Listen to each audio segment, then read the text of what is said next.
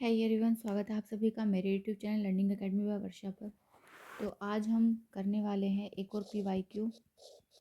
तो अभी तक जो भी मैंने क्लासेस अपलोड की हुई हैं पीवाईक्यूज़ की, आप उन्हें ज़रूर वॉच कीजिएगा।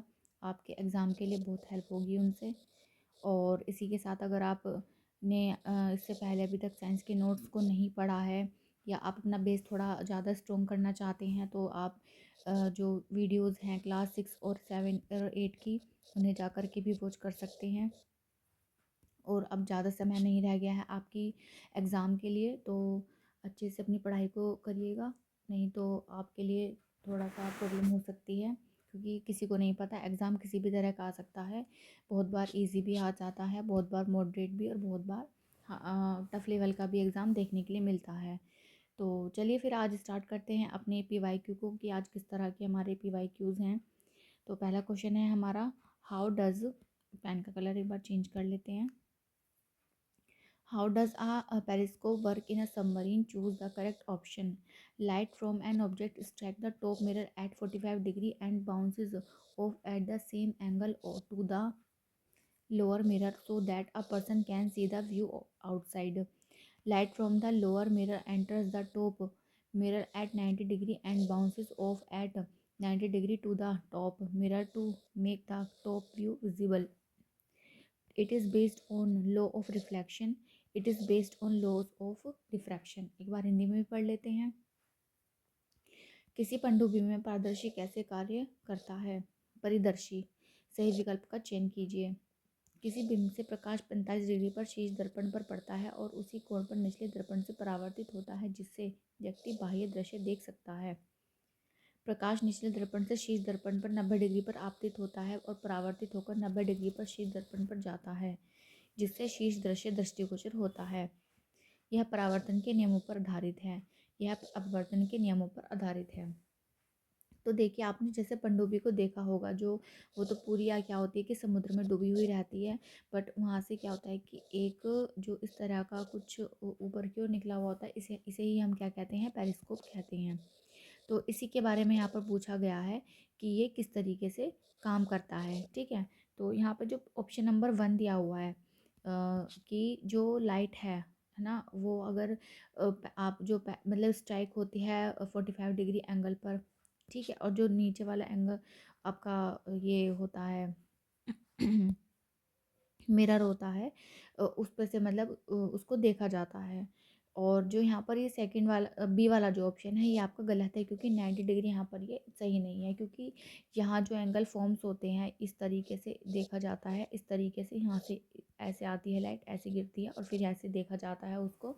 तो यह वाला ऑप्शन यहाँ पर क्या है, गलत है, क्योंकि वो 90 डिग्री नहीं होता है, वो 45 डिग्री होता है यहाँ पर भी। ठीक है, दूसरा है यहाँ पर जो it is based on laws of reflection. तो ये वाली बात सही है, क्योंकि यहाँ से इसके ऊपर डलती है, फिर वो यहाँ से रिफ्लेक्ट होकर के यहाँ पर जाएगी और रिफ्लेक्ट होकर के वो जो व्यूअर है उसकी आइज़ तक पहुँचती है।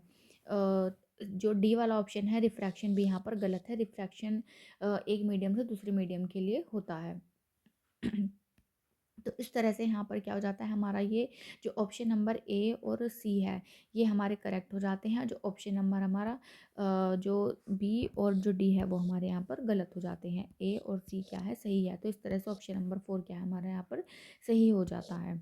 ए और सी, ऑप्शन नंबर 4। मैं आप एक बार आपको दिखा भी देती हूँ इससे रिलेटेड इमेज, जिससे कि आपको अच्छे से चीज़ें समझ में आ जाएँ। तो देखिए, आप यहाँ पर मैंने इमेज ऐड कर दी है कि ये पेरिस्कोप है, और यहाँ से देखिए लाइटर इस तरीके से आती है। यहाँ पर ये मिरर लगा हुआ है, यहाँ पर जाती हैं, रिफ्लेक्ट होती हैं, फिर इस मिरर से टकराती हैं, फिर अगेन यहाँ पे भी रिफ्लेक्ट होकर के व्यूअर की आइज़ तक पहुँचती है। और ये जो यहाँ पर मिरर्स लगे हुए हैं ये 45 डिग्री के एंगल पर लगे हुए हैं। ठीक है, तो आप इस इमेज से और ज़्यादा चीज़ों को अच्छे से समझ पाएंगे।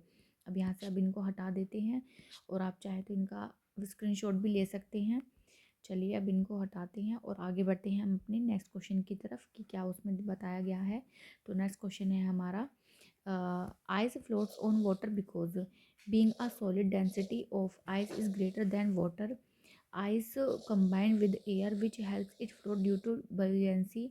Ice undergoes break in hydrogen bonding which makes it float.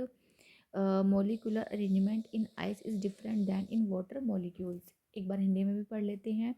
बर्फ़ जल पर तैरती है क्योंकि ठोस होने के कारण बर्फ़ का घनत्व जल से अधिक है। बर्फ़ वायु से संयुक्त होती है जिससे उत्प्लावकता के कारण इसे तैरने में सहायता मिलती है। बर्फ़ में हाइड्रोजन आबंध टूटते हैं जिससे वह तैरती है। बर्फ़ में आणविक व्यवस्था जल की अणुओं की व्यवस्था से भिन्न है। तो देखिए जो पहला क्वेश्चन ऑप्शन यहाँ पर दिया हुआ है, ये स्टेटमेंट ठोस होने पर के कारण बर्फ़ का घनत्व जल से अधिक होता है, नहीं। अगर जल से अधिक होता तो वो क्या है, पानी में फ्लोट नहीं करती, वो क्या है, नीचे पानी में बैठ जाती। तो पहला हमारा जो ऑप्शन है इसलिए क्या है वो गलत हो जाता है। दूसरा कहा है कि बर्फ वायु से संयुक्त होती है जिससे उत्प्लावकता के कारण इसे तैरने में सहायता मिलती है, नहीं, ऐसा भी कुछ नहीं होता है। तो इसका भी यहाँ पर कोई मतलब नहीं बैठता है, तो ये ऑप्शन भी गलत हो जाता है। इसके बाद बर्फ़ में हाइड्रोजन आयन टूटते हैं जिससे वह तैरती है, नहीं। हाइड्रोजन बॉन्ड होते हैं बट लेकिन टूटने जैसा वहाँ पर ऐसा कुछ नहीं होता है, तो ये वाला ऑप्शन भी क्या है, गलत हो जाता है। बर्फ़ में आणविक व्यवस्था जल की अणुओं की व्यवस्था से भिन्न होती है, हाँ, ये बिल्कुल इसका सही ऑप्शन है। तो इसलिए जो केवल डी वाला जो आंसर है यहाँ पर सही रहेगा। तो जो आणविक व्यवस्था होती है जल के अणुओं की और जो बर्फ़ की आणविक व्यवस्था है वो क्या होती है, डिफरेंट होती है, जिसकी वजह से क्या होती है, जो बर्फ़ होती है वो पानी में तैरती है। तो इससे रिलेटेड मैं भी एक इमेज आपको यहाँ पर शो करने वाली हूँ जिससे आप इस क्वेश्चन को और अच्छे से समझ पाएंगे। तो देखिए आप यहाँ पर देख सकते हैं कि यहाँ पर in liquid state water molecules are closely held together by weak hydrogen bonds. ये बात हो रही है यहाँ पर वाटर की।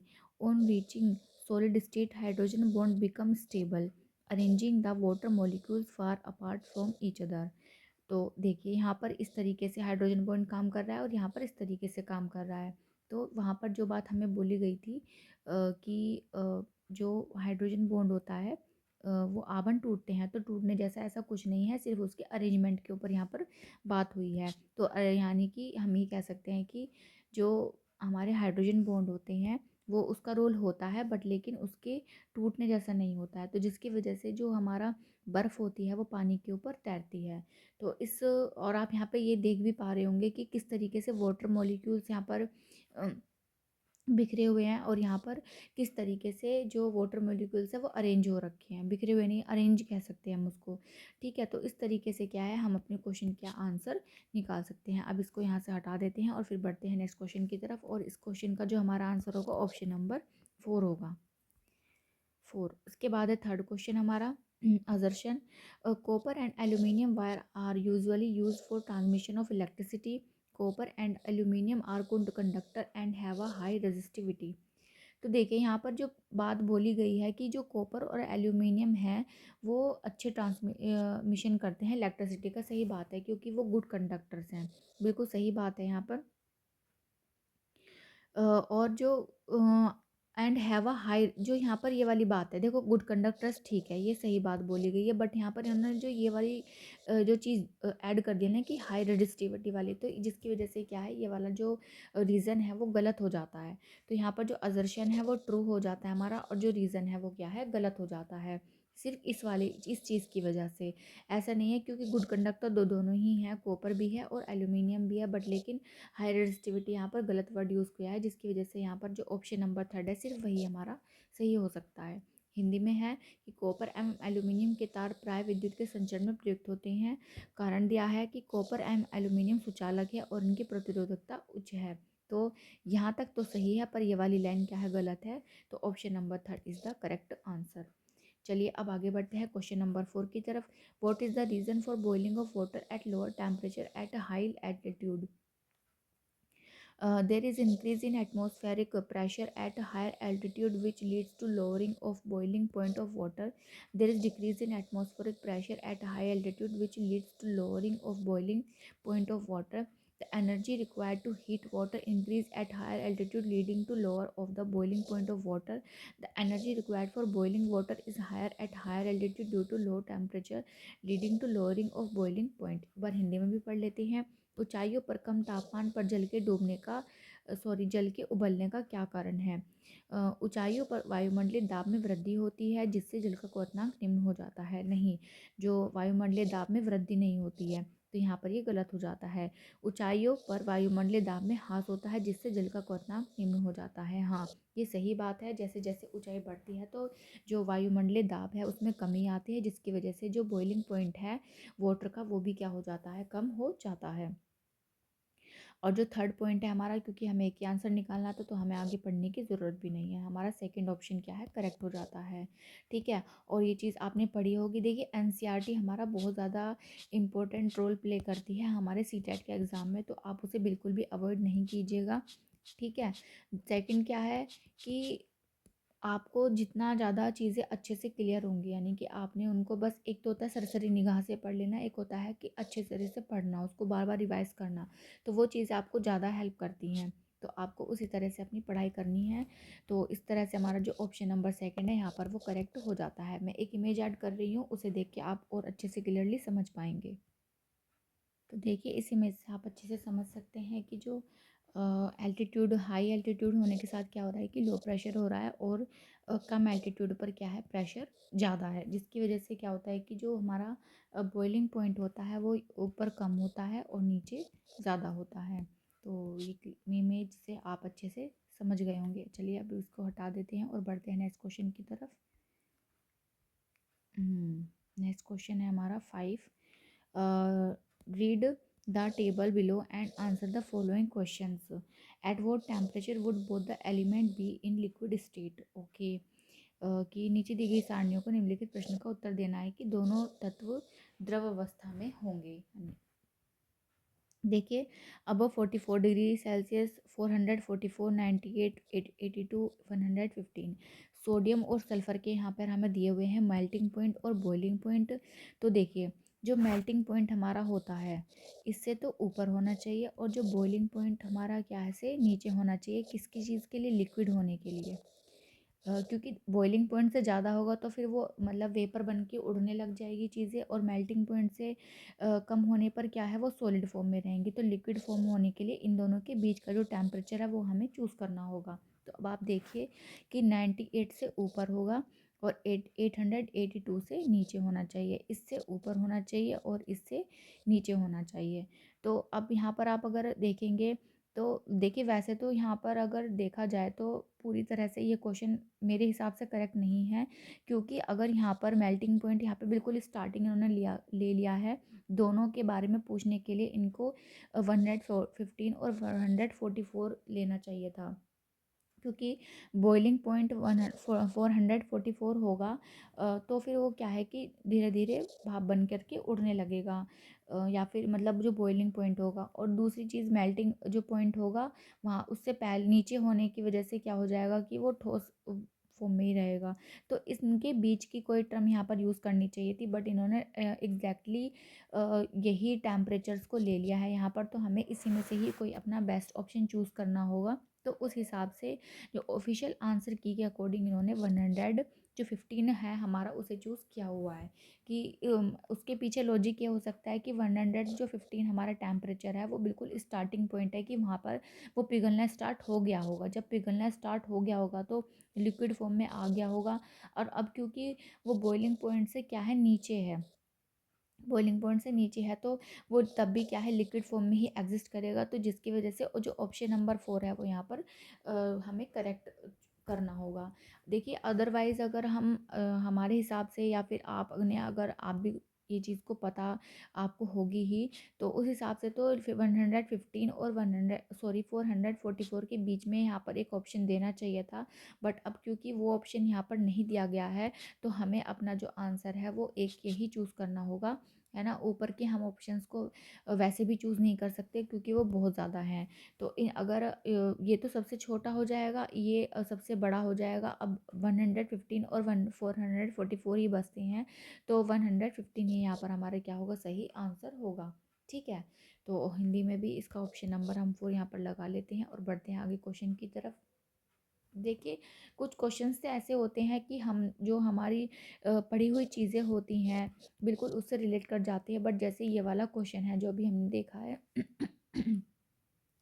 यहाँ पर हमें थोड़ा-सा कन्फ्यूज़न हो रहा है, तो ऐसे में हमें क्या करना होगा कि आंसर हमारा ये भी बन सकता है, ये भी बन सकता है, बट एग्ज़ैक्टली होना क्या चाहिए था, बीच वाला होना चाहिए। तो हमारे पास ऑप्शन ही नहीं बचता, हमें उसी में से ही कोई एक चूज़ करना पड़ेगा जो हमारे पास ऑप्शन है। तो इस हिसाब से अब कोई ना कोई एक चूज़ करना है, तो हमें ऑफ़िशियल आंसर की के हिसाब से ये होगा, बट अगर हमें एग्ज़ाम में तो ये पता ही नहीं होगा कि ऑप्शन सही क्या है, तो अब देखते हैं, वो लक बाय चांस होगा कि अगर आप वही चूज़ कर लेते हैं जो ऑफिशियल आंसर की में होना चाहिए, अदरवाइज़ तो फिर आपका क्वेश्चन गलत हो जाएगा। बट लेकिन एक दो क्वेश्चन के लिए परेशान नहीं होना है, एक दो क्वेश्चन ऐसे आते ही हैं, तो इसीलिए बस बाकी के 27 से 26-27 नंबर है, आपको उन पर फोकस करना है। ओके, चलिए पढ़ते हैं question number 6। Which of the following statement are correct? Electrostatic force is a non contact force. Ability to lift things with a magnet is an example of contact force. Airplane flying through the air is an example of non-contact force. Gravitational force is a non-contact force. Okay, एक बार हिंदी में भी देख लेते हैं। निम्न में से कौन सा सही है? स्थिर वैद्युत बल एक निस्पर्शी बल है। चुंबक द्वारा वस्तुओं को उठाने की योग्यता स्पर्शी बल का एक उदाहरण है। वायु से गुजरता वायु या निस्पर्शी बल का एक उदाहरण है। गुरुत्वाकर्षण बल एक निस्पर्शी बल है। तो देखिए, देखो निस्पर्शी वर्ड यहाँ पर आपको थोड़ा सा नया हो सकता है, तो देखिए हिंदी वाले हों चाहे इंग्लिश वाले हो, तो उनको थोड़ा थोड़ा सा दोनों ही समझ में आना ज़रूरी है। बहुत बार हिंदी की टर्म्स इस तरह की होती हैं कि उनको समझना थोड़ा मुश्किल हो जाता है, तो इंग्लिश में भी पढ़ना आना ज़रूरी है। तो देखिए यहाँ पर जो ये नॉन कॉन्टैक्ट है, तो इलेक्ट्रोस्टैटिक आपका जो फोर्स होता है ये आपका कॉन्टैक्ट फोर्स होता है, नॉन कॉन्टैक्ट नहीं होता, सॉरी नॉन कॉन्टैक्ट होता है। तो ये आपका सही आंसर ऑप्शन है। इसके बाद है कि मैग्नेट, जो मैग्नेट होती है वो आपकी नॉन कॉन्टैक्ट वाले फोर्स में आती है, तो ये वाला ऑप्शन आपका गलत हो जाता है। इसके बाद है आपका जो एयरप्लेन होता है, through the air is an non contact नहीं। जो हवा और थ्रस्ट या फिर जो भी वहाँ पर हवा प्लेन में उड़ रहा होता है, तो उनके बीच में भी कुछ ना कुछ वहाँ पर एक फोर्स अप्लाई हो रहा होता है, तो उसे भी हम कॉन्टैक्ट में ही काउंट करते हैं। फोर्थ है आपका ग्रेविटेशनल फोर्स, तो नॉन कॉन्टैक्ट में आता है, ये भी बिल्कुल सही है। तो इसलिए ऑप्शन नंबर जो फर्स्ट है ए एंड डी, ये आपका क्या हो जाता है, यहाँ पर करेक्ट हो जाता है। ठीक है, तो ए और डी वाले आपके सही हैं, तो ऑप्शन नंबर 1 क्या है यहाँ पर आपका करेक्ट हो जाता है। इसके बाद क्वेश्चन नंबर 7 है हमारा, which one of the following statement is not correct about sound? Vibration produces sound in humans. Sound can travel through vacuum. If amplitude become twice, loudness will be 4 times higher the frequency of vibration, shriller the sound. एक बार हिंदी में पढ़ लेते हैं। ध्वनि के संदर्भ निम्नलिखित में से कौन सा कथन सही नहीं है?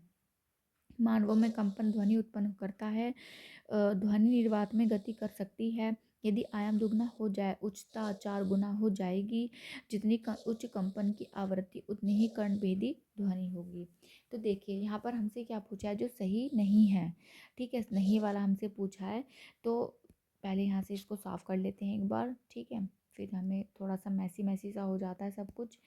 देखिए, तो वाइब्रेशन प्रोड्यूस साउंड, ठीक है, सही बात है, वाइब्रेशंस होती हैं तभी क्या होती है, साउंड प्रोड्यूस होती है ह्यूमन में। जो गला होता है यहाँ पर, ये आपस में ऐसे कंठ हमारा होता है, तो वहाँ पर हमने पढ़ा था चैप्टर में, ध्वनि वाले चैप्टर में, तो वहाँ पर डिटेल्स हैं, आप जाइएगा और देखिएगा, तब आपको चीज़ें और समझ में आएंगी। और यहाँ पर देखिए ये कहा है कि जो एम्पलीट्यूड होता है वो अगर दुगना हो जाए तो लाउडनेस 4 गुना हो जाती है। हाँ, ये भी बिल्कुल सही बात है। और हायर द फ्रिक्वेंसी ज़्यादा होने पर श्रिलर यानी कि जो कर्णभेद यानी कि एक तरह से आप कह सकते हैं तीव्रता ज़्यादा हो जाएगी, तो ये ऑप्शन भी सही है। पर यहाँ पर ये जो ऑप्शन नंबर 2 दिया गया है कि sound can travel through vacuum, ये वाला ऑप्शन गलत है, क्योंकि साउंड को ट्रैवल करने के लिए कोई ना कोई मीडियम ज़रूर चाहिए, वो वैक्यूम में ट्रैवल नहीं कर सकता है। तो इस तरह से हमारा जो ऑप्शन नंबर 2 है वो यहाँ पर सही हो जाता है। ठीक है, फिर आगे बढ़ते हैं क्वेश्चन नंबर 8 की तरफ। PH of 4 solution A B C D is 9 to 7 4 respectively, arrange them in correct order of acidic strength. तो एसिडिक स्ट्रेंथ हमारी सबसे ज़्यादा किसकी है, उस तरह से हमें इसको अरेंज करना है। तो देखिए, अगर आपने पीएच स्केल के बारे में पढ़ा होगा, तो बीच में तो हमारा क्या होता है, 7 होता है। इसके इधर वाली यानी कि जो लेफ़्ट साइड वाले होते हैं हम उन्हें एसिड बोलते हैं, और जो राइट साइड वाले होते हैं हम उनको बेस या एल्कलाइन में कंसिडर करते हैं, एल्कलाइन। यहाँ पर हमारी काउंटिंग 1 2 3 4 5 6 इस तरह से, और ये 8 9 10 11 12 इस तरीके से बढ़ती है। तो अब आप ये देखिएगा कि जो इधर वाले होते हैं ये एसिड होते हैं और इधर वाले बेस होते हैं। अब इस हिसाब से इसे अरेंज कर लेंगे हम। तो मोस्ट एसिडिक क्या है हमारा 2 है, और 2 किसके लिए आया है, बी के लिए। उसके बाद हमारा 4 है, 4 आया है हमारा डी के लिए। उसके बाद हमारा 7 है, ये सी के लिए कहा गया है। और उसके बाद हमारा 9 है जो कि ए के लिए। तो बी डी सी ए, तो बी डी सी ए हमारा सेकंड ऑप्शन है और यही हमारा सही आंसर बन जाएगा। तो इसमें भी हिंदी में भी 4 विलयन दिए गए हैं, उनकी ये क्रमशः पीएच वैल्यू दी गई है, अम्लता को बताना है क्रम। तो ऑप्शन नंबर 2 क्या होगा, करेक्ट होगा। इसके बाद है, देखो इसके लिए आपको ज़्यादा कुछ नहीं पता। एक बार आप क्या है कि जो आपका पीएच स्केल होता है उसको एक बार अच्छे से देख लीजिएगा, तो आपको चीज़ें और अच्छे से क्लियर हो जाएंगी। वैसे ही बहुत बेसिक क्वेश्चन है, इतना कुछ हार्ड इसमें है नहीं, तो आप इजीली इसको कर सकते हैं। तो अब आगे नेक्स्ट क्वेश्चन देख लेते हैं। इसमें क्या कहा गया है, specify the order of a method that you will use to separate salt mixed in oil and water. Evaporation of oil followed by evaporation of water from salt. Use separating funnel to remove water and oil followed by evaporating water from salt. Using decantation of water followed by evaporation of oil from salt. Using filtration method to remove salt and letting it dry. एक बार हिंदी में भी देखते हैं। तेल एवं जल में मिश्रित नमक को पृथक करने के लिए आप किन विधियों का उपयोग करेंगे, उनके क्रम का उल्लेख कीजिए। तेल का वाष्पीकरण, तत्पश्चात लवण से जल का वाष्पीकरण। जल एवं तेल को निकालने के लिए पृथककारी की का उपयोग, तत्पश्चात लवण से जल का वाष्पीकरण। जल का निस्तारण, तत्पश्चात लवण से तेल का वाष्पीकरण। लवण निकालने के लिए निस्यंदन विधि का उपयोग और उसे शुष्क होने देना। तो देखिए पहले इसको यहाँ से एक बार साफ करते हैं, उसके बाद हम इस क्वेश्चन को समझेंगे अच्छी तरीके से कि कौन सा ऑप्शन सही है और क्यों है। Evaporation of oil followed by evaporation of water, नहीं देखो इवेपोरेशन और ऑयल का कोई संबंध नहीं है, क्योंकि ऐसा तो है नहीं कि अगर आप इवेपोरेशन करेंगे पानी को फूकेंगे तो ऑयल नीचे रह जाएगा। तो इस मतलब ये कोई तरीका नहीं है ऑयल को वाटर से अलग करने का। तो ये यहाँ पर गलत हो जाता है। इसके बाद थर्ड देखते हैं, using decantation of water followed by evaporation of, नहीं।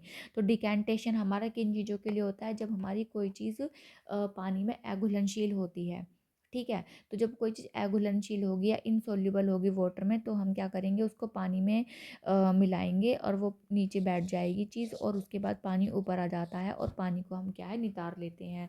तो इस तरह से ये वाला ऑप्शन भी यहाँ पर हमारा गलत हो जाता है, क्योंकि साल्ट की बात आई है, मिक्स्ड ऑयल की बात हुई है और वाटर की बात हुई है।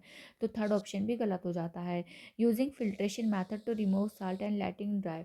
फिल्ट्रेशन मेथड का यूज़ हम क्या करते हैं कि जब हमारा कोई लिक्विड होता है और उसमें कुछ हमारे सॉलिड्स होते हैं, मतलब थोड़े जिनको हम छलनी से छान कर अलग करते हैं, तो यहाँ पर ये वाला जो मेथड है हम इसे भी यूज़ नहीं करते हैं। अब आता है हमारा सही ऑप्शन जो कि सेकंड है।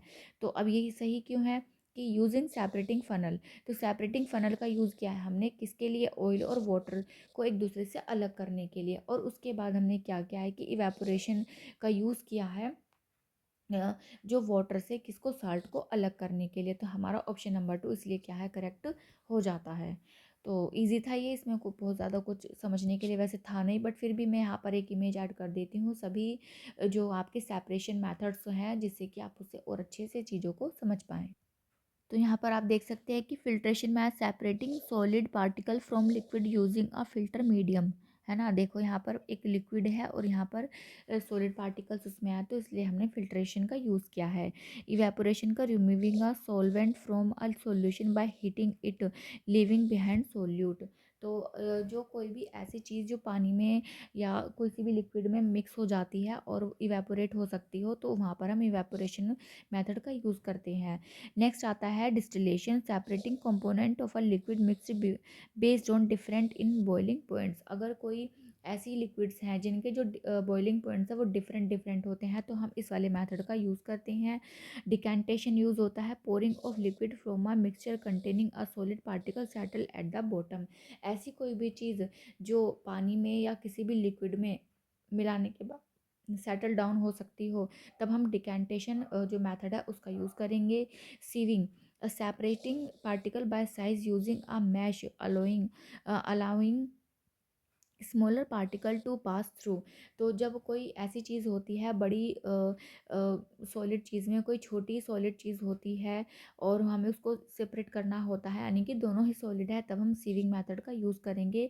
और मैग्नेटिज्म का यूज़ करते हैं जब किसी चीज़ में क्या हो जाती है, मैग्नेट के कुछ भी पार्टिकल्स या सब्सटेंसेस आ जाते हैं, तो हम मैग्नेट का वहाँ पर यूज़ करते हैं। तो ये हमारे डिफरेंट डिफरेंट मेथड्स होते हैं जिनकी हेल्प से हम क्या करते हैं, चीज़ों को एक दूसरे से अलग करते हैं। तो आपको क्या है, इनके बारे में अच्छे से पता होना चाहिए, क्योंकि क्वेश्चन कहीं से भी आपसे पूछा जा सकता है। तो चलिए अब आगे बढ़ते हैं नेक्स्ट क्वेश्चन की तरफ, जो कि हमारा question number 10। Consider the following set of reaction. Okay, what can you infer from the above set of reaction. तो एक बार पहले हिंदी में भी देख लेते हैं, फिर उसके बाद हम इस क्वेश्चन को करेंगे कि अभिक्रिया के समुच्चय पर विचार कीजिए। ये हमें रिएक्शंस दी गई हैं और हमें विचार करना है इनके ऊपर कि क्या निष्कर्ष निकाल सकते हैं हम, कि कॉपर की अभिक्रियाशीलता मैग्नीशियम से अधिक है किंतु सोडियम से नहीं, कॉपर की अभिक्रियाशीलता जिंक से अधिक है, मैग्नीशियम की अभिक्रियाशीलता कॉपर से अधिक किंतु सोडियम से निम्न है, मैग्नीशियम की अभिक्रियाशीलता सोडियम से अधिक है। तो देखिए ये वाला जो क्वेश्चन है आपका, पहली चीज़ तो रिएक्टिविटी सीरीज से लिया गया है वंस अगेन। अभी तक हमने जितने भी पीवाईक्यू करे हैं सभी में रिएक्टिविटी सीरीज से क्वेश्चन पूछा गया है, तो आपको उसे अच्छे से पढ़ लेना है, ठीक है, क्योंकि क्वेश्चन ज़रूर ज़रूर यहाँ पर आपसे पूछने की पूरी पूरी संभावनाएं हैं। तो अब आप देखिए कि reactivity of copper is more than magnesium but less than sodium. तो अगर आपने रिएक्टिविटी सीरीज को थोड़ा बहुत पढ़ा है, मैंने इससे पहले भी जो क्लासेस लिए वहाँ पर भी मैंने बहुत बार उसे दिखाया है।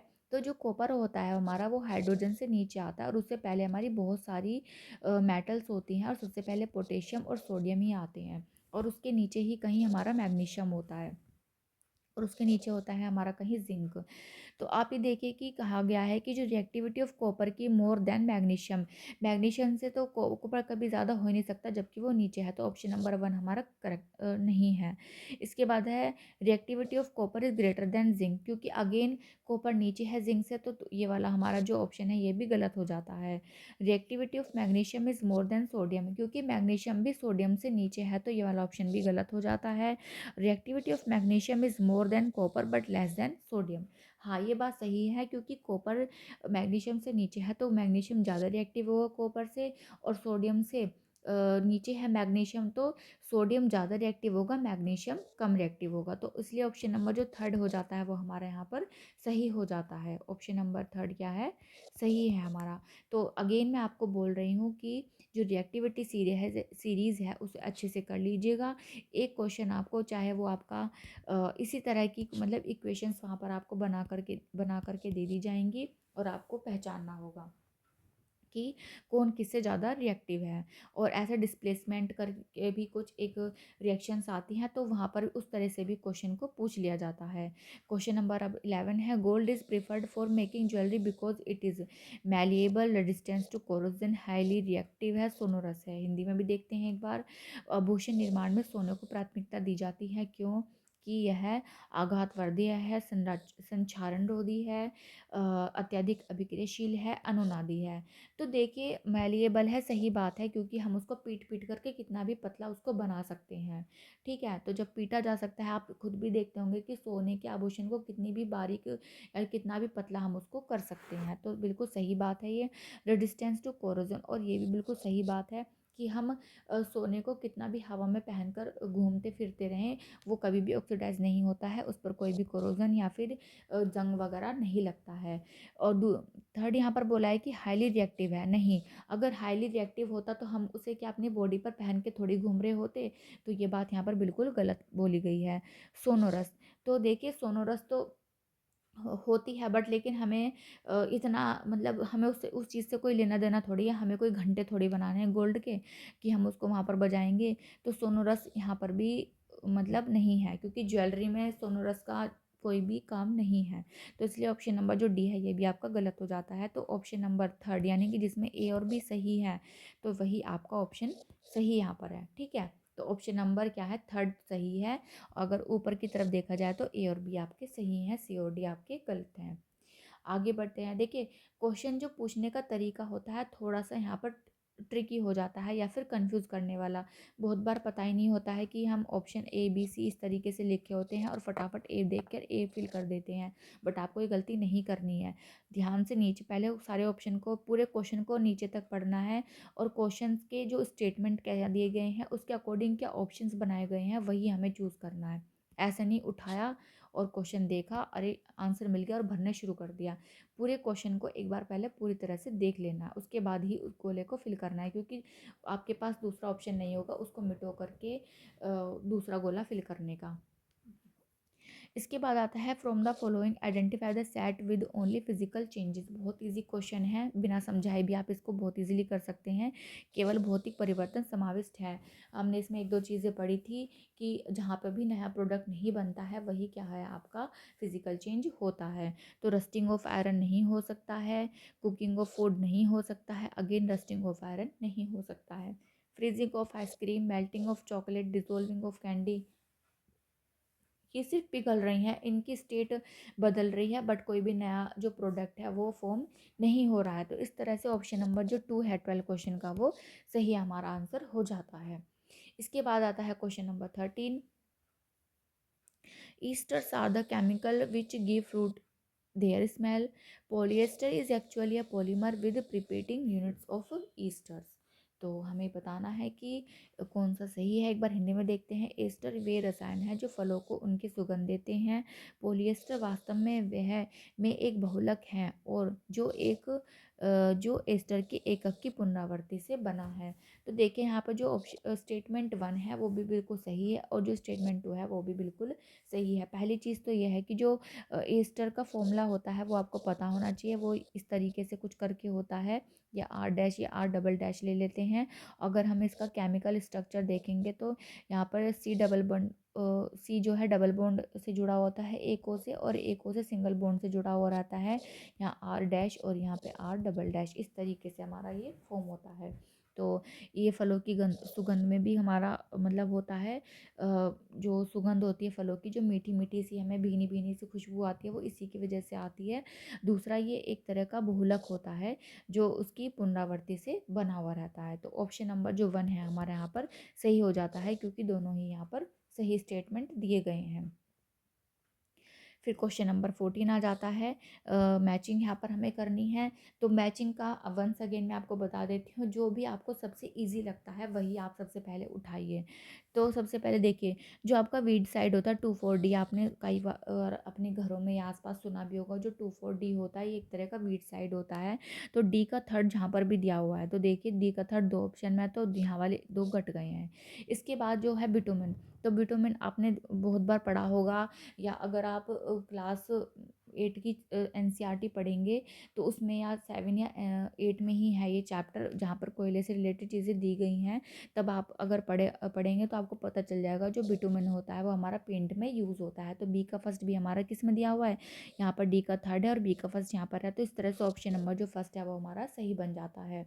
बट बाकी हम और भी देख लेते हैं कि पैराफिन वो जो वैक्स होती है हमारी ऑइंटमेंट में यूज़ होती हैं, और जो सुपर फॉस्फेट होते हैं वो आपके फर्टिलाइज़र होते हैं। ठीक है, देखो मैंने वो ऑप्शंस उठाए हैं जो जहाँ पर मुझे लगता है कि वो मुझे सबसे बेस्ट पता है। हो सकता है कि आपको कोई और ऑप्शन पहले मैच करने को आसान लगे तो आप पहले से उसे उठाइए, बाकी को फिर बाद में देखिए। उस तरह से क्या है आप क्वेश्चन को क्या है ईजिली बना सकते हैं। तो ऑप्शन नंबर क्या है यहाँ पर फर्स्ट सही हो जाता है। और हिंदी में भी हमारा आगे बढ़ जाते हैं क्वेश्चन नंबर 15 की तरफ। Vaccine provide immunity to our body by increasing the number of antigen in our body, providing antibiotics to our body, by programming our body to produce anti inflammatory cells, by programming our body to produce suitable antibodies. तो देखिए ये question भी बहुत easy है, इसमें भी बहुत ज़्यादा आपको लॉजिक नहीं लगाना। अगर आपने चीज़ों को, ये कुछ क्वेश्चंस तो ऐसे होते हैं कि अगर आपने उनको ढंग से एक बार बस पढ़ लिया ना, ढंग से ही पढ़ लिया एक बार भी, तो भी आप देखते ही उसका आंसर बना सकते हैं। पहले एक बार हिंदी में पढ़ लेते हैं। वैक्सीन टीके हमारे शरीर को प्रतिरक्षा प्रदान करते हैं, हमारे शरीर में प्रतिजन की संख्या में वृद्धि कर, हमारे शरीर को प्रतिजैविक देकर, हमारे शरीर को प्रतिदाह कोशिकाओं के निर्माण के लिए तैयार कर, हमारे शरीर को उपयुक्त प्रतिरक्षकों को उत्पन्न करने हेतु तैयार कर। तो देखिए, तो जितनी भी हमारी बॉडी में जो आपकी इम्यून सिस्टम होता है वो उसे काम करने के लिए जो सूटेबल आपकी एंटीबॉडी बॉडीज़ होती हैं वो प्रोड्यूस होती हैं, जिसकी हेल्प से क्या होता है कि हमारी बॉडी में मतलब किसी भी तरह के जो रोग हैं या बॉडी में नया रोग घुसने वाला है उससे उसको बचा लेती हैं। तो जो ऑप्शन नंबर 4 होता है यहाँ पर आपका ये सही आंसर हो जाता है। इसके बाद है आपका question number 16, which of the following statement is incorrect with respect to cells. Prokaryotic cells have nuclear material but no cell membrane, plastids are present in plant and animal cell, cell membrane is present in both animal and plant cell, cell wall is present in plant cell only. तो यहाँ पर हमें बताना है कथन कोशिकाओं के संदर्भ में गलत है। प्राकेंद्रक कोशिकाओं के में केंद्रक की सामग्री होती है किंतु कोई कोशिका झिल्ली नहीं होती। पादप तथा जीव कोशिकाओं में लवक उपस्थित होती हैं। कोशिका झिल्ली जीव और उत्पादक कोशिकाओं दोनों में उपस्थित होती है। कोशिका भित्ति केवल पादप कोशिका में होती है। तो देखिए एक बार इसको अच्छे से पहले यहाँ से साफ कर देते हैं, फिर हम समझते हैं इस क्वेश्चन का आंसर। तो हमें सही नहीं बताना, यानी कि बाकी सब सही हैं और एक ऐसा है जो यहाँ पर गलत दिया हुआ है। तो हमने इसके बारे में पढ़ा था कि जो सेल वॉल होती है वो हमारी सिर्फ और सिर्फ किस में होती है, प्लांट में होती है। बिल्कुल सही बात है। Cell membrane is present in both, बिल्कुल सही बात है। जो सेल मेम्ब्रेन होती है वो एनिमल्स में भी होती है और वो प्लांट्स में भी होती है। इसके बाद जो प्रोकैरियोटिक सेल्स होती है have nuclear material but no cell membrane, ये बिल्कुल सही बात है। तो जो सही नहीं है क्या कि plastids are present in plant and animals, animals में नहीं होती है, सिर्फ और सिर्फ किस में होती है, प्लांट्स में होती है। तो जिसकी वजह से हमारा ये जो ऑप्शन है 2 वो गलत हो जाता है और यही हमारा क्या है, सही आंसर है। इसके बाद है which one of the following statement is true about the human circulatory system. Veins have thick walls and no walls present. Deoxygenated blood is blue in color. Dark clot formed over a cut is due to white blood cells. Veins carry deoxygenated blood. तो हमें true खोजना है, ठीक है। एक बार हिंदी में देख लेते हैं। मानव के परिसंचरण तंत्र के संदर्भ में निम्नलिखित में से कौन सा कथन सत्य है। शिराओं की भित्ति मोटी होती है और कोई कपाट नहीं होते। विऑक्सीकृत रुधिर नीले रंग का होता है। किसी चोट के ऊपर बना गहरा थक्का श्वेत रुधिर कोशिकाओं के कारण है। शिराएं विऑक्सीकृत रुधिर वहन करती हैं। तो देखिए पहली चीज़ तो ये है कि जो शिराएं होती है वो उनकी भित्ति मोटी नहीं होती। हमारी आर्टरीज यानी कि जो धमनियाँ होती हैं उनकी भित्ति मोटी होती है। तो हमारा ऑप्शन नंबर जो 1 है वो गलत है, क्योंकि यहाँ पर वेंस की जगह आर्टरी होता तो ये हमारा सही होता। इसके बाद डिऑक्सीजनेटेड ब्लड ब्लू, ऐसा बिल्कुल क्या आपने कभी सुना है किसी का नीला खून नहीं होता है? तो ये गलत है, खून हमेशा लाल ही होता है, तो इसका तो कोई सेंस बैठता ही नहीं है। थर्ड है dark clot formed over a cut is due to white blood cell, नहीं, वाइट ब्लड सेल्स की वजह से नहीं होता है, वो हमारे जो अ, थक्के होते हैं, विटामिन के होता है हमारी बॉडी में, उसकी वजह से क्लोट्स बनते हैं। और जो हमारी प्लाज्मा होता है उसकी वजह से हमारी जो है वो क्लोट्स बन जाते हैं, मतलब जो हमारी चोट लगती है खून बहना बंद हो जाता है वहाँ पर, उसके बारे में बात की हुई है। तो यहाँ पर ये मतलब गलत बात है। जो डार्क क्लोट्स होते हैं वो हमारे वाइट ब्लड सेल्स की वजह से नहीं होते हैं। दूसरा फोर्थ है मतलब वेन्स कैरी डिऑक्सीजन, हाँ ये सही बात है। जो वेन्स होती है हमारी, जो शिराएँ होती हैं वो डीऑक्सीजनेटेड जो ब्लड होता है उसको कैरी करती हैं। और जो आर्टरीज होती है हमारी वो कैसा ब्लड कैरी करती हैं, वो करती है हमारा ऑक्सीजनेटेड ब्लड, ठीक है, ये वाला ब्लड वो कैरी करती हैं। तो इस तरीके से हमारा क्या है, ऑप्शन नंबर जो 4 है वो सही हो जाता है। और यहाँ पर मैं आपको इससे रिलेटेड एक चीज़ और बता देती हूँ कि जो आपकी जो पल्मोनरी वेन होती है वो आपका ऑक्सीजनेटेड ब्लड कैरी करती है, और जो पल्मोनरी आर्टरी होती है वो आपका डीऑक्सीजनेटेड ब्लड कैरी करती है। और मतलब देखो कुछ कुछ चीज़ें होती हैं जहाँ से क्वेश्चंस बन के आते हैं, अगर आप चीज़ों को ठीक से पढ़ोगे, 2-3 बार रिवाइज करोगे तो आपको बहुत इजीली वो चीज़ें याद हो पाएंगी और आप समझ पाएंगे। और बायोलॉजी याद करने का तो एक ही तरीका है कि आप जितना ज़्यादा डायग्राम से उसको याद करेंगे उतना जल्दी वो याद होगा। मैंने इससे पहले भी वीडियोस में बहुत बार इमेजेस को ऐड करके दिखाया है। आप प्रीवियस वीडियोस अगर आप मेरी देखेंगे PYQs की, तो आप चीज़ों को ज़्यादा अच्छे से समझ पाएंगे। इसके अलावा भी अगर आप चाहते हैं कि और डीप में आप अच्छे से समझें, तो आपको जो है मेरे चैनल पर जो क्लासेस मैंने डाली हुई हैं 6, 7, 8 क्लास की जो एनसीईआरटी है उन्हें देखेगा, एक एक पॉइंट आपको क्लियर होगा और सीटेट का कोई क्वेश्चन ऐसा नहीं मिलेगा आपको जो आपको ऐसे लगे कि अब ये आपसे नहीं बन पाएगा।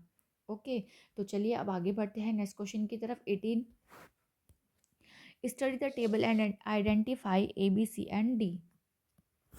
ह्यूमन एंड प्लांट डिजीज दे रखी है, उनकी positive microorganism the mode of transmission हमको बताना है। अच्छा, फिर अगेन वही बात है कि अगर इससे पहले अगर आपने PYQ देखी है ना, सेम क्वेश्चन दिया हुआ है, बिल्कुल सेम। बस फ़र्क इतना है कि यहाँ पर A दे दिया है, यहाँ पर B दे दिया है, यहाँ C और यहाँ D, इस तरीके से करके अलग अलग यहाँ पर, बस अब की बार यहाँ पर ये सारी चीज़ें पूछ ली, उसमें अलग अलग करके दिया है। बिल्कुल as it is same question वहाँ पर दिया हुआ है। अगर आप पहली क्लास को मेरी देखेंगे तो आप बिल्कुल अच्छे से इसको समझ पाएंगे कि क्वेश्चन क्या है। कई बार सेम होते हैं, बस उसको घुमा फिरा करके ऐसे ही दे दिया जाता है। तो बैक्टीरिया सिट्रस जो कैंकर बैक्टीरिया होता है की वजह से होता है ये, और इसका ट्रांसमिशन होता है एयर की वजह से। हेपेटाइटिस बी होता है ये आपका वायरस की वजह से होता है, और ये होता है आपका वाटर की वजह से। मलेरिया होता है आपका प्रोटोजोआ की वजह से, और ट्रांसमिशन होता है इसका आपका मॉस्किटो की वजह से। येलो वेन मोज़ेक ऑफ ओकरा में, ये भी जो इसका मतलब जो माइक्रो ऑर्गेनिज्म होता है, वायरस होता है जो इसका होता है, और ये किसकी वजह से फैलता है, ये फैलता है आपका इंसेक्ट की वजह से। तो ऑप्शन नंबर 1 क्या है यहाँ पर आपका सही हो जाता है। देखिए ये जो डिजीज़ वगैरह होती हैं आपकी, इनको याद रखने का एक ही तरीका है, बार बार पढ़ना, क्योंकि जो चीज़ जिसकी वजह से होगी वही चीज़ आपको याद रखनी पड़ेगी, और इनको आपको याद रखना ही पड़ेगा। एक तरह से आप ये मान लो रट्टाफिकेशन ही है ये आपका, है ना। तो इस तरह से ऑप्शन नंबर जो 1 है वो यहाँ पर आपका करेक्ट हो जाता है। सिट्रस कैंकर जीवाणु है, हेपेटाइटिस बी विषाणु है, मलेरिया प्रोटोजो है, ओकरा या भिंडी का जो पीला शिरा होता है वो विषाणु हो सकता है। अगली बार जो क्वेश्चन आए वो यहाँ से ये चीज़ ना दे करके सिर्फ यही मैचिंग पूछ ले, और ये भी हो सकता है कि आपसे संचरण का माध्यम पूछ ले। तो क्वेश्चन किसी भी तरीके से आ सकता है, आपको हर तरह से चीज़ें पता होनी चाहिए। Question number 19, identify the correct word of the following. Animal which give birth to young one, animal which lay eggs, forms due to fusion of egg and the sperm, transformation of larva to adult through drastic change. तो हिंदी में भी एक बार देख लेते हैं। पशु जो शिशु को जन्म देते हैं, जीव जो अंडे को जन्म देते हैं, अंड एवं शुक्राणु के संलयन से बनता है, लार्वा से वयस्क में प्रबल परिवर्तन। हाँ, तो देखिए जो बच्चों को जन्म देते हैं तो उन्हें हम कहते हैं सजीव प्रक। जो अंडे को जन्म देंगे उन्हें कहेंगे अंडप्रजक। आंसर यहीं आ जाएगा, और कुछ देखने की ज़रूरत ही नहीं है। जब अंडे और शुक्राणु आपस में मिलते हैं तो उससे युग्मक बनता है, और जो लार्वा का वयस्क में जो मतलब चेंज होता है और जो कायांतरण होता है उसे कायांतरण ही बोलते हैं, ठीक है ना। कि काया में जो अंतर आ गया है उसकी लार्वा से उसको अडल्ट बनने में जो प्रोसेस उसका हुआ है, पूरे उस प्रोसेस को उसे हम कायांतरण कहते हैं, और ये हमने चैप्टर्स के बीच में पढ़ा है। तो आप जाइएगा जो प्रजनन वाला, रिप्रोडक्शन वाला जो चैप्टर है जंतुओं में जनन, उसमें आपको क्लास 8 में ही है ये आपका चैप्टर। तो आप चैनल पर जाइएगा, आपको ज़रूर ये चैप्टर अच्छे से देखने के लिए मैंने वहाँ पे बहुत अच्छे से एक्सप्लेन किया है, एक एक लाइन को इमेजेस ऐड करके दिखा के बढ़िया तरीके से बिल्कुल। तो आप उसे देखेंगे तो आपको बिल्कुल भी अफसोस नहीं होने वाला, क्योंकि एक दो क्वेश्चन आपको ज़रूर वहाँ से मिलेगा। तो अब चलते हैं नेक्स्ट क्वेश्चन 20 की तरफ, और अब यहाँ से नहीं, इससे नेक्स्ट क्वेश्चन से आपकी पेडागोजी शुरू हो जाएगी। ये अभी साइंस का ही क्वेश्चन होगा आपका, कि सेहत observation about a new plant is that it's item is its stem is thick with its waxy layer and roots are very deep, identify the correct habitat of the plant. तो देखिए waxy layer है, root are very deep, तो इसी से आप अंदाज़ा लगा सकते हैं कि एक तरह का कैक्टस है। क्या ऐसा कौन सा प्लांट है, ये आपका कैक्टस है। और कैक्टस कहाँ पर पाए जाते हैं, आपके डेजर्ट में पाए जाते हैं, रेगिस्तान में। तो ऑप्शन नंबर 1 क्या हो जाता है आपका करेक्ट हो जाता है, ठीक है। कि एक नए पौधे के विषय में सहज का अवलोकन है कि मोम जैसी परत के साथ उसका तना मोटा है और जड़ें अत्यंत गहरी हैं। पौधे के सही आवाज़ की पहचान कीजिए। तो वो क्या है, आपका कैक्टस है, और कहाँ पाया जाता है, रेगिस्तान में पाया जाता है। तो ये चीज़ें आपको पता होनी चाहिए कि क्वेश्चन डायरेक्टली मतलब उसकी प्रॉपर्टीज़ दे दी हैं, और आपसे क्या है पूछा गया है कि वो मतलब कहाँ पर पाया जाता है। तो ये आपको पता होना चाहिए। ऐसे ही ये क्वेश्चन भी आ सकता है कि बहुत हल्के होते हैं प्लांट, वैक्सी उनकी मतलब जो पानी में जो तैरने वाले होते हैं, जो परत होती है उन पर वो वैक्सी जैसी लेयर होती है जिससे कि पानी उनके अंदर ना जाए। होल्स होते हैं, हल्के हल्के होते हैं हवा के ऊपर, पानी के ऊपर तैरने के लिए। तो इस तरह की प्रॉपर्टीज़ आपको दी जा सकती हैं और वो पूछ लिया जाएगा। और इसी के साथ हम अब आगे बढ़ते हैं अपना साइंस का पेडागोजी। क्वेश्चन हमारा पहला 21 है, from the following identify the statement that are false. False पूछा है हमसे। All scientific ideas are discovered and tested by control experiment. देखो कंट्रोल्ड आ गया ना तो गलत है, ये गलत है। ठीक है। When a theory has been supported by a great deal of scientific evidence it becomes law. Scientific ideas are tentative and can be modified. और हाँ, ये बिल्कुल सही है आपका, और हमसे गलत पूछा है। Science is a creative field, ये भी सही है। Scientific and need imagination to carry out their work, ये भी बिल्कुल सही है आपका। तो when a theory has been supported, एक बार हिंदी में भी देख लेते हैं कि गलत बताना है। सभी वैज्ञानिक विचारों की खोज होती है और नियंत्रित प्रयोगों द्वारा उनकी जांच होती है। नहीं, ऐसा तो नहीं है, ये आपका गलत है। जब कोई सिद्धांत विज्ञानी प्रमाणों द्वारा समर्थित होता है तब वह नियम बनता है। नहीं, ऐसा भी नहीं है, तो ये वाला भी आपका गलत हो जाता है। विज्ञानी विचार प्रयोगात्मक होते हैं और उन्हें, ये सही है और ये भी सही है आपका, अगर आप इसको अच्छे से पढ़ेंगे। देखो यही क्वेश्चन ना, अगर आप, फिर से मैं कह रही हूँ, PYQ में ये क्वेश्चन जो टेंटेटिव वाला है, अनंतिम है, ये वाला, और आपका कंट्रोल बिल्कुल एज इट इज़ स्टेटमेंट वहाँ पर दिए गए हैं। तो अगर आप PYQ को भी सब अच्छे से कर लेते हो ना, तो मतलब ये मान कर चलिए आपके 10 से 12 नंबर भी कहीं नहीं गए हैं, है ना। पेडागोजी तो ऐसी है कि अगर आप उसको ध्यान से करेंगे तो इजीली कर ही लेंगे, बट फिर भी कितना ज़्यादा ये क्वेश्चन आप अगर देखेंगे टेंटेटिव वाला, तो इतनी बार पूछा गया है ना। डिस्कवर्ड, कंट्रोल, मतलब सेम ही लगभग ऑप्शंस दिए गए हैं और बिल्कुल ऐसे ही है। तो अगर आप PYQ भी खाली कर लेते हो ना, जैसे टाइम की शॉर्टेज है, तो 10 से 15 नंबर आपके कहीं नहीं जाएंगे, आप इजीली गेन कर सकते हैं। तो ऑप्शन नंबर क्या है यहाँ पर, 1 आपका करेक्ट हो जाता है। इसके बाद आता है question number 22, concept mapping is not use as a tool for. तो कंसेप्ट मैपिंग हमारी कहाँ यूज़ नहीं होगी, eliciting ideas of learner, lesson planning, assessment, mapping students progress. संप्रत्यय का मानचित्रण एक उपकरण के रूप में उपयोग नहीं किया जा सकता। शिक्षार्थियों के विचार निकलवाने के लिए, सही बात है। पाठ्य योजना बनाने के लिए, ये भी सही बात है।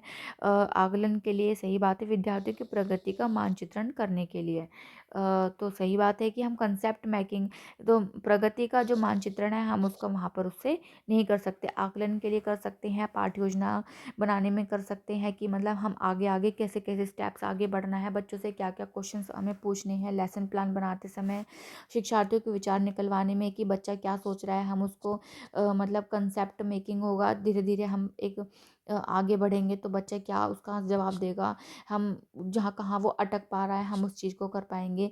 पर उसकी प्रगति का जो मानचित्रण है वो यहाँ पर करने में हेल्पफुल नहीं होगा। तो ऑप्शन नंबर क्या होगा यहाँ पर आपका, सही होगा 4 वाला। इसके बाद क्वेश्चन नंबर 23 है हमारा, the NCERT grade 8 science text book ask children to talk to grand parents and other elderly people in the neighbourhood and find out from them the sewage disposal system available in their time. What is the purpose such kind of activities? It helps students to understand the change that have taken place during recent years. It helps students be thankful for new advancement and judge the past.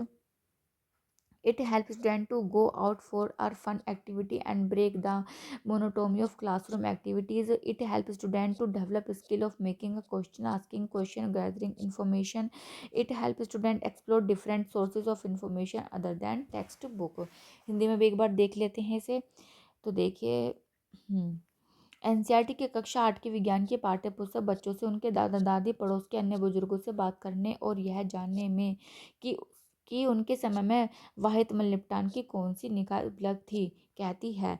यह विद्यार्थियों को उन परिवर्तनों को समझने में मदद करती है जो अभी हाल ही के वर्षों में हुए हैं। हाँ, बिल्कुल सही बात है।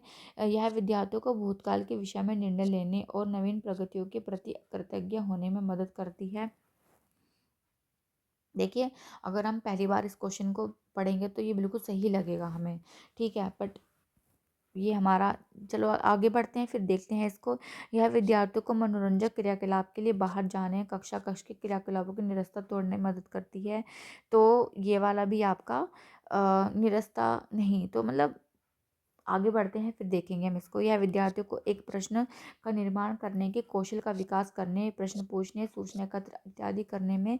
हाँ, ये बिल्कुल सही बात है कि हम, अगर बच्चा आगे बाहर जा रहा है, उसके अंदर नया विकास हो रहा है, कौशल विकसित हो रहे हैं, प्रश्न पूछ रहा है, सूचना एकत्र कर रहा है, तो ये अच्छी चीज़ है। यह विद्यार्थियों को पाठ्य पुस्तकों के अलावा सूचना के अन्य स्रोतों को खोजने में मदद करती है। ये भी सही बात है। तो देखिए, डी और ई और ए डी ई, तो ये तो आपके बिल्कुल सही है। देखो, ए डी ई, यहाँ पर डी नहीं है तो ये नहीं हो सकता, यहाँ ए नहीं है तो ये नहीं हो सकता, यहाँ ए डी ई, यहाँ तीनों, यानी कि थर्ड और फोर्थ में से कोई हमारा एक ऑप्शन बन सकता है। अब देखते हैं कि ऑफिशियल के आंसर की के अकॉर्डिंग तो हमारा थर्ड है, तो बी क्यों नहीं हो सकता। यह विद्यार्थियों को भूतकाल के विषय में निर्णय लेने। तो देखिए, जो चीज़ भूतकाल में हो चुकी है उसके बारे में हम निर्णय क्यों लेंगे, ठीक है ना। तो ये एक सोचने वाली बात है, जो चीज़ हो चुकी है, निर्णय लेने का कोई वहाँ पर अब सेंस नहीं बन जाता है। तो इसलिए जो ऑप्शन नंबर ये सेकंड है हमारा, ये भी यहाँ पर कोई भी सही मतलब हमें नहीं लग रहा है, तो हम इसको भी कट कर देंगे। तो ए डी ई वाला हमारा क्या है, यहाँ पर सही आंसर बन जाएगा। देखिए, जब आपको लग रहा होगा कि देखो मैंने तो पहले से ही आंसर लगाए हुए हैं, तो मुझे आंसर पता है, तो मैं इजीली उसको कर पा रही हूँ, पर ऐसा नहीं है। जब आप क्वेश्चन पेपर करने बैठेंगे तो आप भी खुद ही चीज़ों को समझ, क्योंकि हम छोटी छोटी चीज़ें पढ़ते पढ़ते इतनी ज़्यादा अच्छे हो जाते हैं कि हमें खुद भी नहीं पता चलता कि हमें चीज़ें कब ईजिली समझ में आनी शुरू हो गई हैं, और हम कब उसका सही आंसर निकालना शुरू कर दे देते हैं। तो ये चीज़ें क्या होती है कि पढ़ने से, बार बार PYQ उसको करने से ही आती है। तो वो चीज़ आप करेंगे तभी आप भी सीख पाएंगे, ठीक है ना। तो अब चलिए, अब आगे बढ़ते हैं नेक्स्ट क्वेश्चन की तरफ। विच of the following are recommendation of NCERT 2005 for upper primary science teaching and learning. Creating learning situation in the context of children, creating a situation for children to construct their own knowledge, vocational education needs to be integrated with science, concept should be taught through a disciplinary approach। अगर आपने NCERT 2005 पढ़ा है तो इस question का answer बहुत easily कर दोगे आप, इसमें भी बहुत कुछ हार्ड नहीं है। हिंदी में भी देख लेते हैं। उच्च प्राथमिक विज्ञान शिक्षण एवं अधिगम के लिए NCERT 2005 की क्या अनुशंसाएं हैं।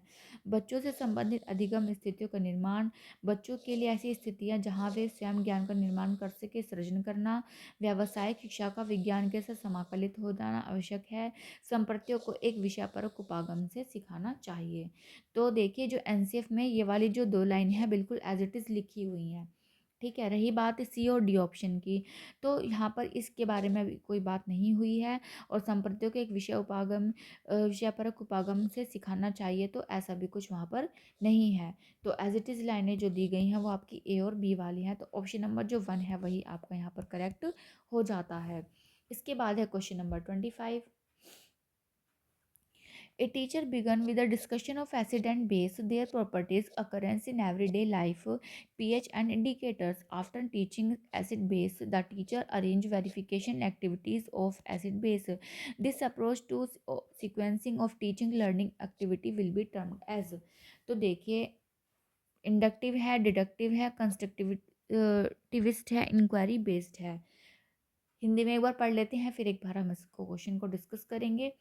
एक शिक्षक अम्ल और क्षार, उनके गुणधर्म, दैनिक जीवन की उपलब्धता, पीएच और सूचकों से चर्चा आरंभ करता है। अम्ल क्षारों के शिक्षण उपरांत शिक्षक अम्ल क्षारों के लिए पुष्टिकरण आधारित क्रियाकलाप आयोजित करता है। शिक्षण अधिगम क्रियाकलाप को श्रेणीबद्ध के इस उपागम को कहा जाएगा। तो देखिए, पहले क्या करा है टीचर ने, उसको अच्छे से बता दिया है, उसकी डेफिनेशन बता दी है, क्या काम वो कैसे करता है, जीवन में उसका क्या यूज़ है, पीएच जो हमारा स्केल होता है, और जो इंडिकेटर्स होते हैं, मतलब पहले ही टीचर ने क्लास में सब कुछ बता दिया है, पढ़ा दिया है। उसके बाद अब वो क्या कर रही है, बच्चों को मतलब उससे रिलेटेड कुछ एक्टिविटीज़ करवा रही है ना। अब बाकी बच्चे उसको पहचान रहे हैं नहीं, जो हमने पढ़ाया है। पढ़ाने के बाद वो चीज़ों को क्या कर रही है, यानी कि यहाँ पर थ्योरी से एग्जाम्पल की तरफ ले जाया पढ़ाया जा रहा है। तो जब थ्योरी से एग्ज़ाम्पल की तरफ ले जाया जा रहा है, या फिर आप ये कहेंगे कि जनरल टू स्पेसिफ़िक यहाँ पर बात हो रही है, तो वो आपका निगमनात्मक विधि में आ जाता है, यानी कि आपका डिडक्टिव जो मेथड है वो यहाँ पर यूज़ किया गया है। अगर ऐसा होता कि टीचर पहले से एग्ज़ाम्पल देती, है ना, एग्ज़ाम्पल देती कि आपके सामने संतरे रख देती, है ना, ऑरेंजेस रख देती, सोप रख देती, ठीक है, एक स्केल पीएच स्केल ला करके रख देती, डिफरेंट डिफरेंट तरह के टर्मरिक लिटमस पेपर ला करके रख देती, और बच्चों से फिर कंक्लूजन निकाला जाता, तो वहाँ पर क्या आ जाता आपका स्पेसिफिक टू जनरल रूल पर हम आ जाते। तो ये चीज़ हमें वो आ जाती है, हमारी इंडक्टिव रूल में आ जाती हैं। बट यहाँ पर क्या है कि पहले चीज़ों को अच्छे से बता दिया गया है, फिर उनके एग्जांपल्स दिए गए हैं, तो ये आपका डिडक्टिव मेथड में आता है। तो इसलिए ऑप्शन नंबर जो 2 है वो यहाँ पर आपका सही हो जाता है। नेक्स्ट क्वेश्चन है आपका 26। Summer has the following views on open book question for assessment. It reduces fear of assessment in students. It gives full opportunity to students to explore the book. It reduces burden of memorizing any answer and in unfair to bright students. It helps to gauge the conceptual understanding of the student. एक बार हिंदी में भी देख लेते हैं। मूल्यांकन के लिए खुली पुस्तक प्रश्नों के विषय में समर के विचार निम्नलिखित है। यह विद्यार्थियों में मूल्यांकन के भय को कम करता है। हाँ, सही बात है। यह विद्यार्थियों को पुस्तक की खोज करने के लिए पूर्ण अवसर देता है। हाँ, ये भी सही बात है। किसी भी उत्तर को याद करने का भार कम करता है। नहीं, ऐसा कुछ नहीं है कि याद जैसी करने की चीज़ का कोई यहाँ पर मतलब नहीं रह जाता, तो इस वाले ऑप्शन को तो हम ऐसे भी हटा ही देंगे। विद्यार्थियों को संप्रत्य समझ, हाँ, हम चाहते हैं कि बच्चा कंसेप्चुअल अंडरस्टैंडिंग उसके अंदर बने, तो ये ऑप्शन भी हमारा सही है। तो ए, बी, डी वाला ऑप्शन यानी कि 4 जो है आपका यहाँ पर सही हो जाएगा। इसके बाद आगे बढ़ते हैं हम, क्वेश्चन नंबर आपका 27। Divergent questions in science help learner to develop multiple views, improve their thinking strategies, engage in classroom discussion, arrive at one answer। तो अब सारी प्रश्न शिक्षार्थियों की मदद करता है बहुल विचारों के विकास में, उनकी चिंतन कार्यनीतियों के सुधार में, कक्ष परिचर्चाओं में व्यस्त रखने में, एक उत्तर तक पहुंचने में। बहुल विचारों, हाँ, हम यही तो चाहते हैं कि मल्टीपल व्यूज़, मल्टीपल आंसर्स बच्चे दे, उसके नए नए आंसर्स, किसी बच्चे ने कुछ आंसर दिए हैं, किसी बच्चे ने कुछ, मतलब एक ही क्वेश्चन के इतने सारे आंसर्स हो, तो ये बिल्कुल सही बात है। उनके चिंतन कार्य नीति में सुधार, हाँ, बच्चा चिंतन करेगा, सोचेगा, उसके अंदर एक क्रिटिकल थिंकिंग डेवलप होगी कि क्या क्या उसके और ऑप्शंस हो सकते हैं, मतलब बच्चे के मानसिक लेवल पर क्या हो रहा है, काम हो रहा है, तो सही बात है ये भी। कक्ष में व्यस्त नहीं, हम कभी भी ऐसे जो हम काम करते हैं इस पर्पज़ से नहीं करते कि बच्चे बिज़ी हो जाएंगे, तो ये वाला ऑप्शन क्या है, सही नहीं है। ठीक है, इसके बाद आता है आपका एक उत्तर तक पहुंचने में, एक उत्तर तक नहीं, एक उत्तर डेव, अब सारी का मतलब ही है कि बहुत सारे आंसर होना। एक मिनट, यहाँ पर मैंने ये ऑप्शन गलत कर दिया है, ये कक्षाकक्ष परिचर्चा में व्यस्त रखने में, यहाँ ये होता है, देखो कई बार ये इस तरह का जो ऑप्शन होता है ना वो गलत भी कंसिडर कर लिया जाता है, तो मैं कंफ्यूज हो गई थी। तो कक्षा कक्ष में जो हम जैसे बच्चों को हमने पूछा कि मान लो जो अभी हमने लास्ट क्लास में एक PYQ भी करा था कि वुड अगर नहीं होगी तो उसका बच्चे आंसर देंगे, तो उसके कैसे मल्टीपल आंसर्स होंगे, तो बच्चे सोचेंगे ये नहीं होगा, ये नहीं होगा, ऐसा नहीं हो सकता, ये भी नहीं हो सकता, हम कहाँ बैठेंगे, फर्नीचर नहीं होगा, घर नहीं होगा, मतलब जो पहाड़ों में लकड़ी के घर होते हैं वो नहीं बन पाएंगे, चूल्हा नहीं जल पाएगा, तो बहुत सारे उसके आंसर्स हो सकते हैं, तो बच्चे आपस में डिस्कस करेंगे, है ना, तो बिजी हो सकते हैं, तो यहाँ पे जो ऑप्शन नंबर ABC है ये आपका सही बन जाता है। ठीक है, वैसे देखो यहाँ पे A और B भी दिया गया है, अगर मैं उसे ध्यान से नहीं देखूँ तो मैं A और B भी लगा सकती थी, पर लेकिन अब ऑफिशियल आंसर की के अकॉर्डिंग ABC है, तो मुझे वही चूज़ करना होगा।